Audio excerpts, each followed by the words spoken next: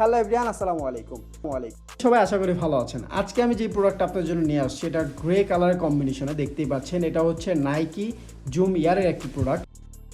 এতটা হালকা, আপনি যদি হাতে নেন তাহলেই বুঝতে পারবেন জুতাটি কতটা হালকা এবং কতটা প্রিমিয়াম। এটার ফিনিশিং থেকে শুরু করে প্রতিটা মেটেরিয়ালস, আমি যদি আপনাদেরকে ফার্স্টে ফিনিশিংটা দেখাই দিই, দেখেন কতটা নিখুঁত ফিনিশিং এটাতে করা রয়েছে, দেখতে পাচ্ছেন।